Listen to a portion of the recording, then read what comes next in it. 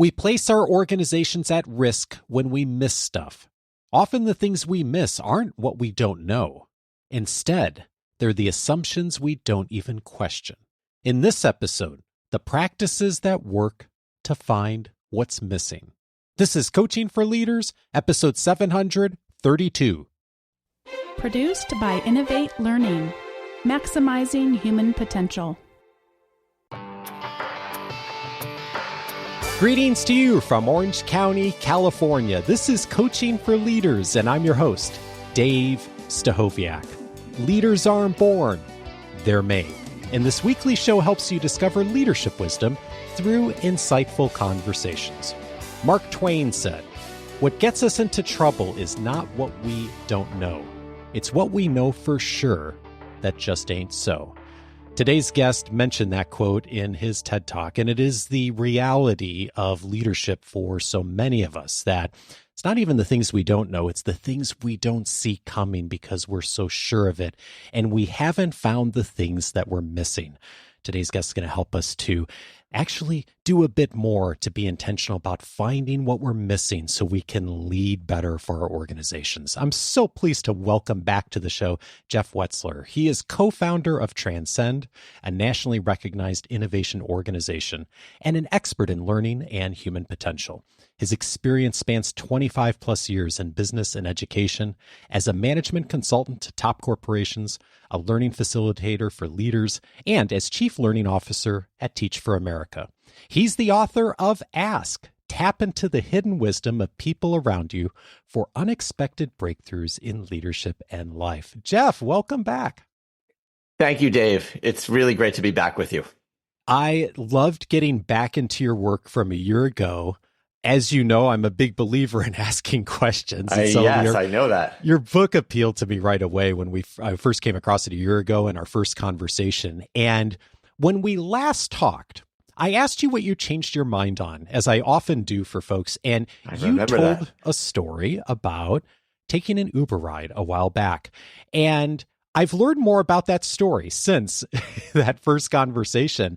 And I actually would love to start our conversation where we left off last time on that Uber ride. And for those who didn't hear the past episode, I'm wondering if you could put us in that situation you were a few years ago and what happened and what you noticed when that ride began. Sure. I had just spent a week on vacation with several of my guy friends, and we had had just a very relaxing week. We were paddling canoes and, in the remote wilderness, and just had spent a whole lot of time reconnecting with each other, getting to know each other, asking each other questions. And then when we finally got back to civilization, I needed to get to the airport. So I called an Uber, just like so many times before, thought nothing of it. And as the Uber is pulling up, I take a look at its bumper sticker.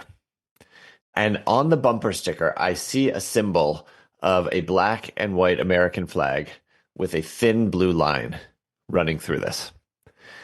And then I looked up at the driver and I noticed on his hat, he had that same Blue Lives Matter flag. Now, for many people, this may not mean anything as a symbol, but for me, I was coming from a context in various parts of my work and my life where that particular symbol really triggered me. I had it associated at the time, at least, with things that brought up fears for myself, fears for the safety of the public, questions about racial justice, questions about white supremacy. It all came flooding up for me.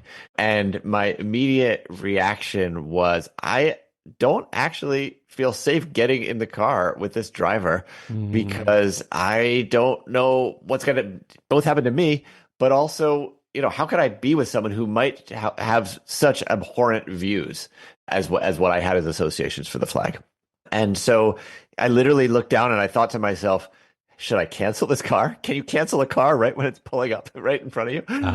And I decided to take a deep breath and get in the car. But what I immediately did when I got in the car is I just looked down at my phone and I dove into the emails. And I just thought, maybe if I don't have to talk to this person, we could just get to the airport. It was about a 45-minute ride and it'll be okay. And then I would say maybe about 10 or 15 minutes into the ride, I realized something. I said, how often do I actually have the opportunity to be sitting one-on-one with someone who probably has, a vastly different worldview, a vastly different set of values than I do? What could be the harm in at least, starting a conversation with the person? Maybe there's something here. And I was definitely conflicted because there was a big part of me that just said, keep your distance, essentially, even though you're sitting in this person's car, don't even start it. But I decided to dip my toe in the water. And I just said to him, hey, I noticed your hat. And are you affiliated with the police? And I didn't know where it was going to go. And I kind of held my breath after asking the question. And one thing led to the next. And, lo and behold, he basically, in a very kind and very soft, surprisingly soft-spoken way, shared with me his life experience as a police officer and as a member of a family who was really dedicated to serving the public through the law.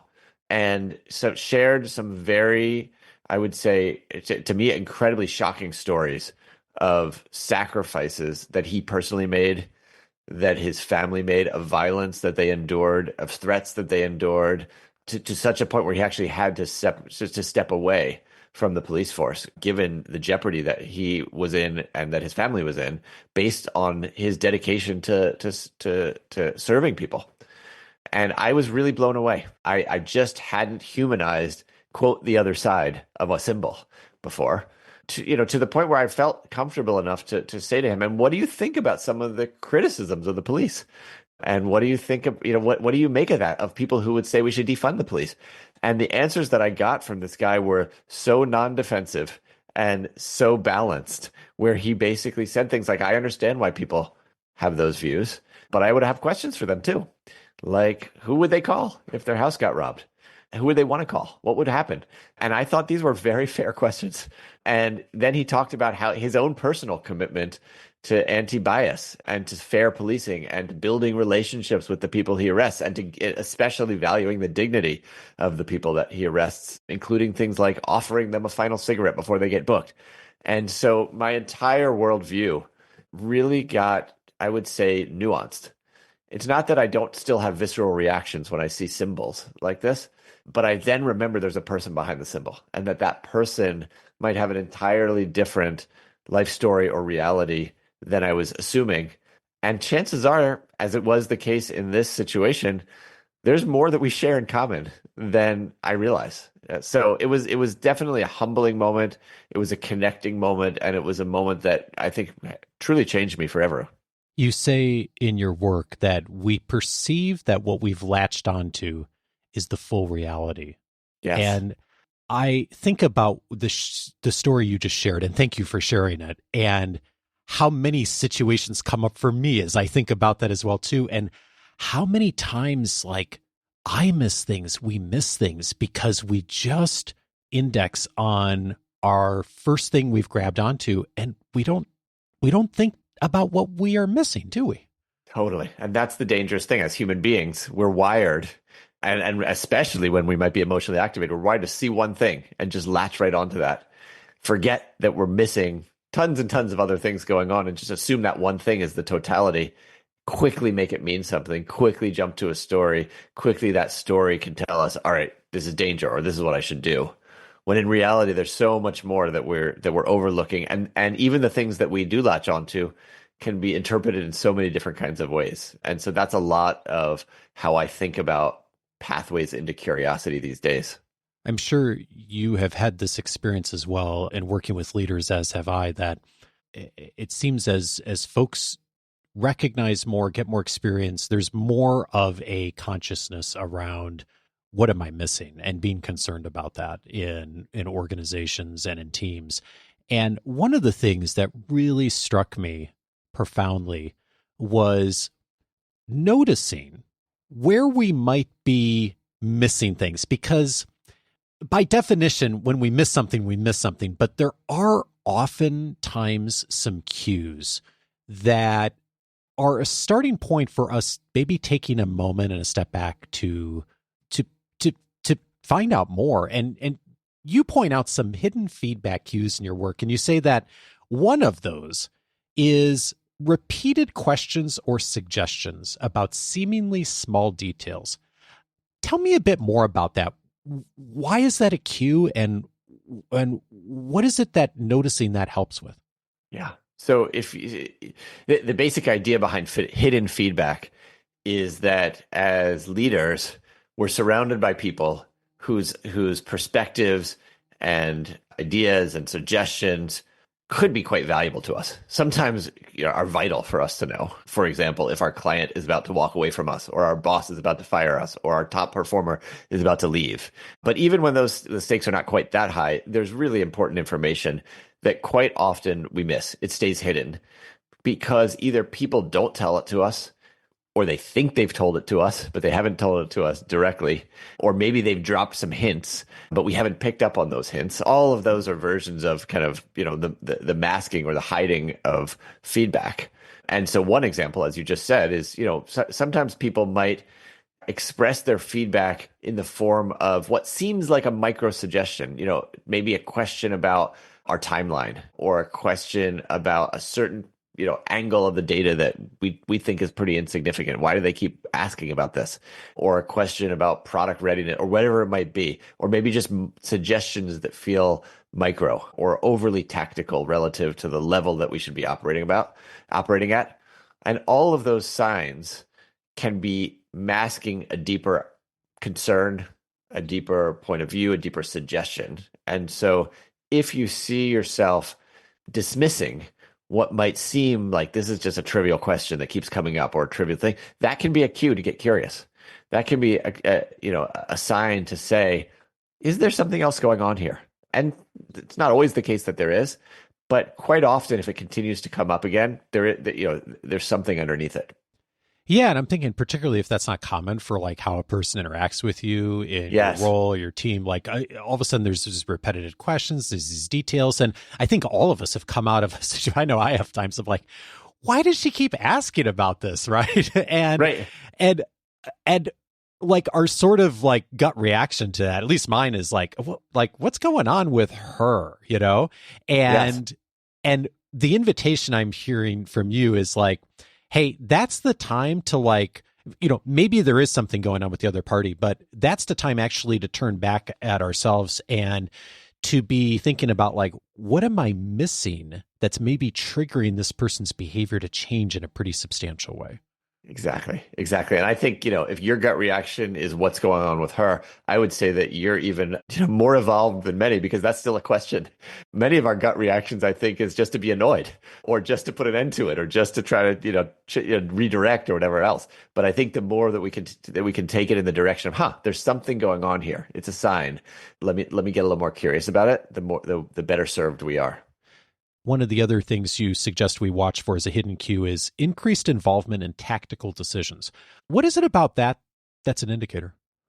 Well, if let's say that your client typically says to you, I trust you to run with it, or, I trust you to develop this final product or this final marketing campaign, whatever it is, or your boss in the same way, or your colleague or whatever, and they start to show up a little bit more, that can be a sign that they feel a need to show up more for some reason. And again, many of us can dismiss that and say, they're not making good use of their time, or don't they trust me? I've got it. But if we can look at it as a cue to say, there must be some reason why they're feeling the need to do this, and we can get curious enough, that can start to give us kind of the mental degrees of freedom to open up a conversation with them and ask. And there's a different lens to look at this through too, because you also say a cue is unexpected decreases in engagement. And at first glance, those may seem a bit opposite of like, okay, someone's getting way more involved in the tactical stuff, but at the same time, or maybe in a different lens, like decrease in engagement. Are those opposites? And if not, like what's the distinction between them?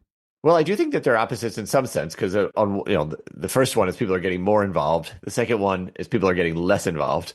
What they have in common, though, is people are changing their pattern of behavior. And so on the less involved side, it can be a sign that people are deprioritizing this, or handling it through some other means that doesn't involve you, or thinking this is not the right use of my time or their time or whatever.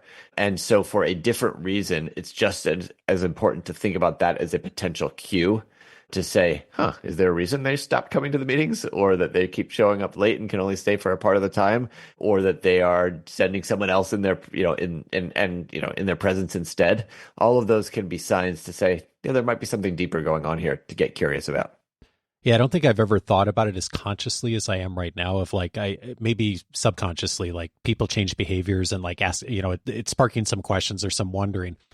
But like, this is really helping me think, okay, when I see a change of pattern of behavior, especially someone's like a stakeholder or team member or employee that I work with all the time, to really like come through the lens of like, what might I be missing? And maybe nothing, maybe it's unrelated, but I think it's like, there's not a lot that can go wrong by being more curious. That's exactly right. That's exactly right. Yeah. And even if it's not a big deal, they may still have a small suggestion for what would make this a better use of their time, for example. Yeah. And I think one of the things you point out is like when we're curious about people, they actually like us more. Like it creates more empathy. Like totally. Curiosity makes us more resilient. So even if there isn't anything there, like going in on the assumption of like, how could I be a little more curious? How can I be maybe a little bit like take a step back and find out what I might be missing? There's a lot of benefit to that regardless, in addition to figuring out what changed.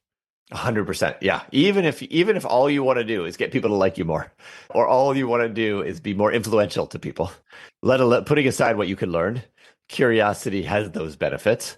And I think, one of the side and more, which we can talk about, one of the side benefits though, is you're going to learn something new if you're genuinely curious.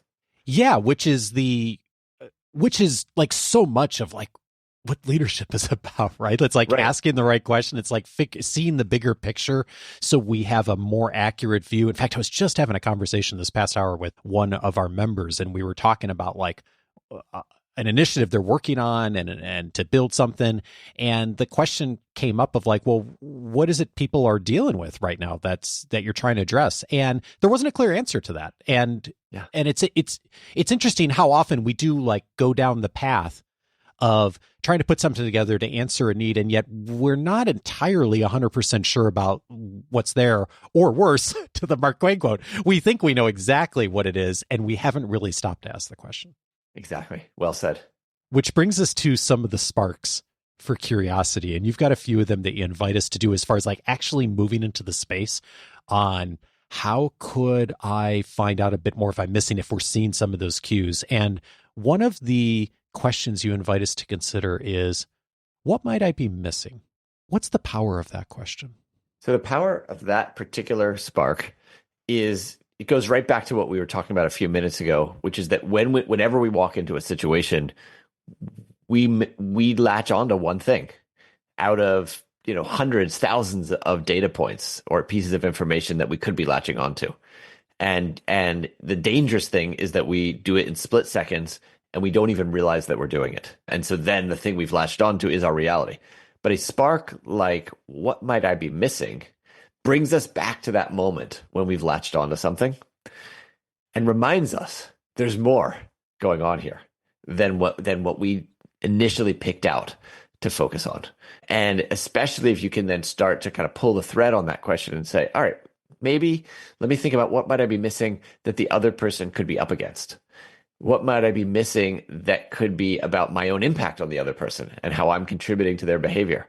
What could I be missing about their intentions? Because other people's intentions are, opaque to us. We can't know them for sure. So you can start to get curious about those different kinds of things when you ask that question, what might I be missing? I mean, it just kind of jolts us out of our own certainty that there's anything we could be missing, and begins to not tell us that our story is wrong or our beliefs are incorrect, but it allows us to just hold our beliefs a little bit more loosely to make room for new information to come in. Yeah, and it gives us a bit of the thinking space to consider I probably don't have it all here. And when you invite people to ask that question, I mean, part of it's like asking it to ourselves, right? And I'm wondering if that ever, if you ever verbalize a question like that, either literally, like, what am I missing here, or some version of that. And do you find that it's helpful to just say that out loud and get the other party maybe talking about that? Absolutely. I mean, literally, you can sometimes just say, here, this is what I'm thinking. I think this is the direction we should be going in for these reasons, but I don't see everything. So what might I be missing? And when you ask a question like that, it creates an invitation for someone else to give you what's called disconfirming data. Essentially, is information that might disconfirm your views. And especially if there's any kind of barrier to their feeling safe to tell you that, when you ask a question like, what might I be missing? You begin to display a level of receptivity and humility and resilience to disconfirming data that begins to make it more comfortable for other people to take that risk and share that with you. I've experienced that too. And I find myself sometimes asking the question a slightly different way. What did I miss? Yeah. And it's just very assumptive. And it's interesting I'll often ask it in a context of like someone's just said a whole lot, like they've talked for a few minutes or they've explained a situation and there's sort of like a natural endpoint to the story or the situation or the context or whatever. And I'll just say, what did I miss? Or I'll reflect back and then I'll say, what did I miss? And it's interesting, like if I shut up after that and then be quiet, about half the time, something else will come out that wasn't said already. Absolutely. That's about my ratio too. Interesting. I find the exact same thing. People will say, well, yeah, you kind of got some of it, but there's more to it here. And sometimes I'll even say, and what else did I miss? What else should I know? What more is there? And just continue to be asking that. And oftentimes the most important thing doesn't come out the first or the second or the third time, but you have to really let them know that you deeply want to understand. And to your point, give the space for that to come out. Well, as you were saying that, I was thinking there's a whole lot of times like when that question comes up in a conversation, either for me or someone else, people will just sort of default to saying, oh, you didn't miss anything. And that's the part where I've learned I need to really be quiet after that, because then if I just let that sit for a few seconds, that's where like about half the time someone will say, oh, actually, there is this one other thing. And it's sort of like, it's interesting, especially when there's power dynamics at play, like how we've all sort of been conditioned to just like say like, oh, no, you didn't miss anything. You got it. Like, and it, even when someone does make the invitation. And so like, just like you said, like just doing a little bit more of that follow up, a little bit more of that curiosity can go a big way. Yeah, it reminds me, as part of the research for the book, I interviewed professional listeners, including psychotherapists, and they consistently talk about this thing that they call the doorknob moment, which is that if it's a 50-minute therapy session and they've been talking to to their patient, quite often the most important thing comes out literally as the patient is walking out with their hand on the door. That's when they'll say, I'm thinking about leaving my spouse, or whatever the thing is that's like the real thing. And so I think to myself, if trained therapists who are professional question askers and listeners, still, they only get it out at the very last second, how much must the rest of us who are mere mortals be missing in our conversations? I've had so many meetings like that over the years where like it's a 45-minute conversation and in a minute 42, all of a sudden someone says something, we're like, oh, this is what this meeting was really about. The last 90 seconds was what it was really about. And it's just, wow, it's so interesting that like the same thing happens in a whole nother context too. The same thing totally happens. And people, they have all kinds of theories as to why does it happen. Sometimes they think, well, maybe the person was working up the courage to say it, or maybe the person was waiting to see how I reacted to other things, or maybe the person was just clarifying their own thinking. I had one therapist recently say to me, I think it's because they really want me to think about them the whole week. And so they save it to the end, thinking that it'll keep them on my mind for the rest of the week. But whatever it is, the lesson is, if we really want the real stuff from people, we've got to make space for it. We've got to ask again. We've got to pull the thread and say, what else? Tell me more. Can you elaborate? What am I missing, to your point? And that significantly increases the chances that that we're going to find the real stuff. Such a powerful question. All right. And there's a couple others though, too. And one of the others is, how else might someone interpret the situation? What is it that question does differently than the what I'm missing question? So the what am I missing question reminds us that there's other information. There's other things going on. Maybe the thing that we latched onto isn't the whole story. But then this next question basically says, okay, even if it was the thing that I latched onto, putting aside whatever else I might miss, there's many ways of making sense of that. maybe the reason that that person pushed back on me, if that's the thing that I'm latching onto, maybe the reason they said no to the request that I made of them is not because they're lazy or a team player, but maybe they actually have a competing deadline. Maybe someone else in the organization asked them to do something. Maybe they're even making the right call.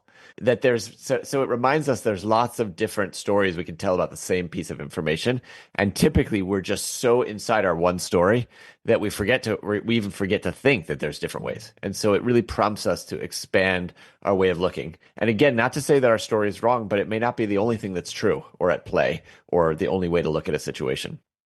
And you also invite us to consider how I might be impacting them, as in the other person, in the context of this. And I think there's like a leadership power dynamic there too, potentially, for a lot of us to navigate. Absolutely. I mean, I think especially for those of us who are in any position of formal authority, we can absolutely underestimate the degree to which people feel unsafe in one way or another around us. I know even in myself, in my own leadership roles, I'm thinking, it's just me. I'm just trying to get through the life and make my way through the world. Why would anyone be intimidated by me? Right, yeah. And other people are thinking this person could fire me.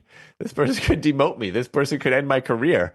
And I can be blind to that. And I can forget that. And so, it's absolutely true. I mean, even literally just 2 days ago, I was debriefing with somebody who works in my organization a time when I had given her some feedback, and she immediately ran with it and just implemented it, and later realized she didn't totally agree with the feedback. And I said to her, so that was the impact that I had on her. And I said to her, what might I have been able to do to help you make sense of the feedback more yourself? Because she said, Jeff, you did ask me for my immediate reactions and I gave them to you. But then she said, what if you had said to me, I want you to sit with this feedback. Don't give me your reactions right now. I want you to just sit with it, think about it. I want you to tell me what resonates and what doesn't resonate, what will be hard about it. You would have gotten a better answer from me. But I didn't realize until she told me that I had such an impact that she just felt like she needed to agree and run with the feedback. So if we can start to get curious about the impact we're having on other people, we can realize how we may be complicit or contributing to situations that we wish were different. And you say one of the most important questions is the last one. What can I learn from this person? Yes. This to me is the uber curiosity spark. Because if we can show up with this question, what can I learn from this person? First of all, it's just a reminder to us there is something to learn from every single person. And I truly believe that. Even somebody who totally disagrees with us, even someone we think is completely wrong, we could be learning how come they think that. Why? Even someone that we think is dangerous and who's our total enemy, we can be learning what's their next move going to be and how do we need to navigate that next move, whatever it is. But in a more day-to-day situation, there's we can be learning what's someone's ideas, what's their life experience, how are they seeing us, and so asking that question pushes out of our minds all kinds of other questions like why are they such a jerk, or how could they be so wrong, or how do I get them to do this, or how do I get out of here? It just starts to clear space to say, you know what, there's something here for me to learn. What can I learn? And it begins to change our mindset. It begins to change our energy. And I think others can sense that too. You have been thinking a lot about AI, as so many of us have in the last year since the book came out. And I was really intrigued by some of the things you're doing on helping AI to approach this and enhance what we're doing as humans, not to replace, but really think of how do we actually ask these questions better? And I'm wondering what you found that's been working to utilize the technology in order to do this more effectively.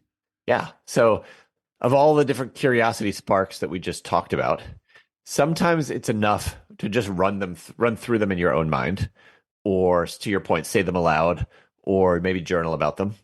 But sometimes we're so stuck inside our own certainty that it's hard to even use these sparks to break us out.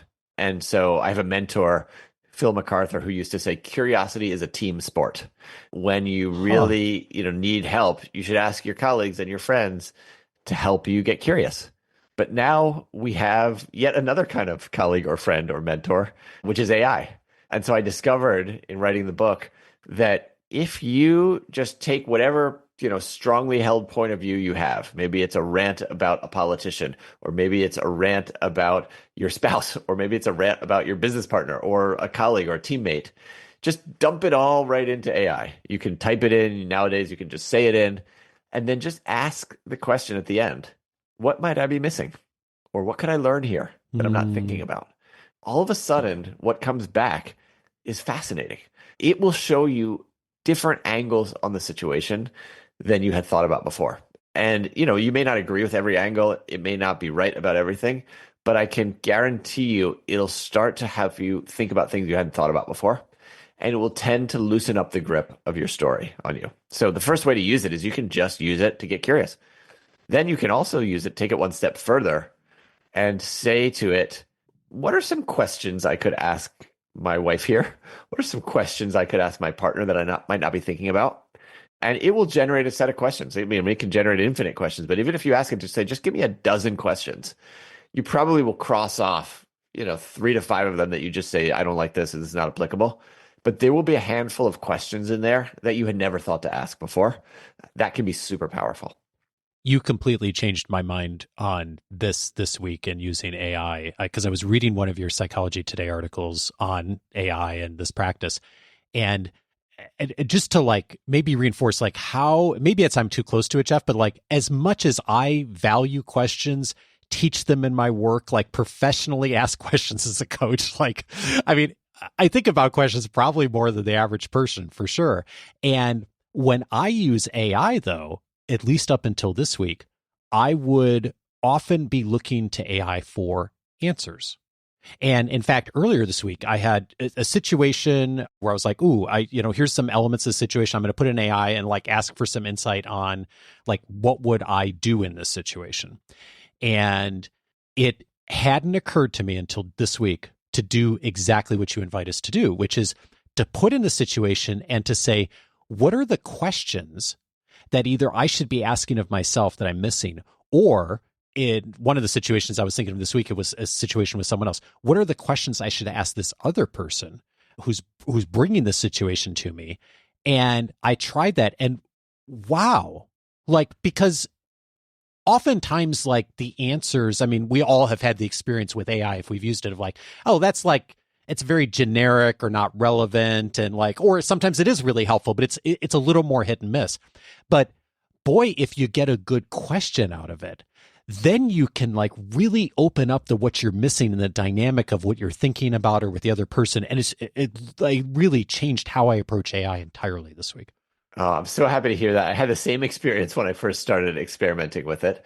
And my greatest hope is that it's not something that any of us will outsource our curiosity to, but that in the context of doing it, it can help to deepen our curiosity, and it can help us to grow that curiosity muscle so that the next time we hit a situation, we might be thinking about something we hadn't even thought about before.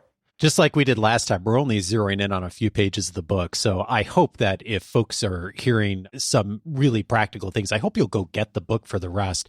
And we're going to link all of it up in the episode notes, this week's weekly guide, of course. And Jeff, you're also starting something new that's coming out as we're airing. I'm wondering if you could say a bit about that. Sure. Yeah. So I have been collaborating on this Ask project for many years with an incredible collaborator named Emily Irving. She has been instrumental in the ideas and the research and the writing and the launch of Ask.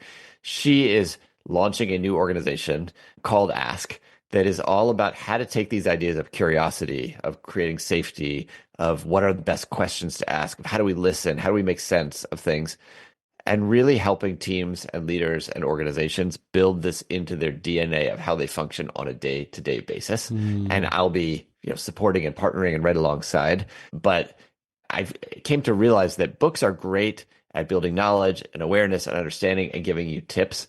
But if you truly want enduring impact, enduring behavior change, you need to have powerful learning experiences and reinforcements and practice and feedback. And that is what this new entity is going to be trying to bring to the world. Jeff Wetzler is the author of Ask. Tap into the hidden wisdom of people around you for unexpected breakthroughs in leadership and life. Jeff, thank you so much for your work and sharing it with us again. Oh, it's great to be back with you, Dave. I love how you just go so deep onto, a key aspect of something and just unpack so much out of it. So really enjoyed the conversation. Same right back at you. Thanks, Jeff.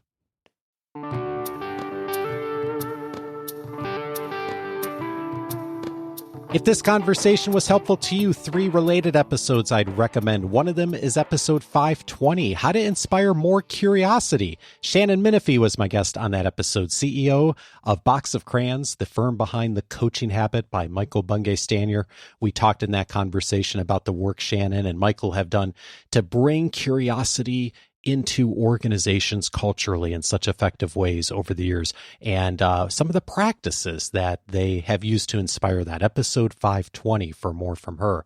Also recommended episode 654, How to Help Others Be Seen and Heard. Scott Shigeoka was my guest on that episode, and we talked about the principles of curiosity and how curiosity can help others to be seen. It's so important from a leadership standpoint that we do ensure that others are seen in our organizations. And Scott and I talked about some of the key principles for doing that well, real practical things, a great compliment to this conversation with Jeff.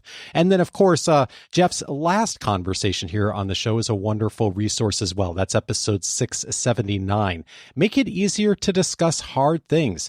In that conversation, Jeff and I talked about how we can actually make it easier for folks to say things to us. Again, a good compliment to this conversation. We talked a little bit more on what we do in this situation. In this conversation, in that last episode, we talked more about what are the environmental things, what are the practices we can have that will help make it easier for other people to surface things to us. Episode 679 for that. All of those episodes you can find on the coachingforleaders.com website. And if you have not already, I'm inviting you today to set up your free membership at coachingforleaders.com. It's going to give you access to the entire library of episodes since 2011, searchable by topic. You can find all the episodes publicly on all the podcast apps, but what you can't do is search by topic, the resource you're looking for right now that'll be helpful for whatever you're thinking about right now. Maybe it's an opportunity, maybe it's a struggle, maybe it's something on a recent performance review or some coaching you're doing, but it's something you want to zero in on and you're looking for the right resource for that. The free membership is a great starting point for that. Just go over to coachingforleaders.com, set up your free membership, and once you do, you'll not only have access to the entire library by topic, but you'll also get my weekly leadership guide. It is an email that comes every single week to you with details about the key points of each episode, the recommended episodes I just mentioned,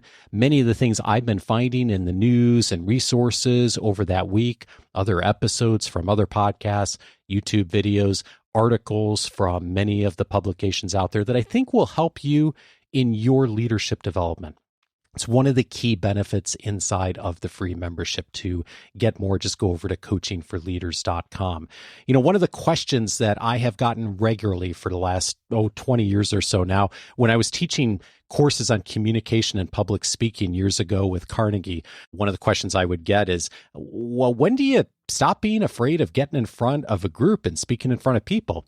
And today that question's a little different. Sometimes people ask me, well, how have you conquered fear in talking to well-known people on the podcast? And the answer to that question is, after 20 years, I haven't. It's not about conquering fear.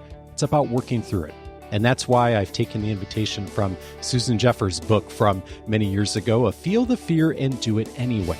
I expanded on that quite a bit in my most recent journal entry.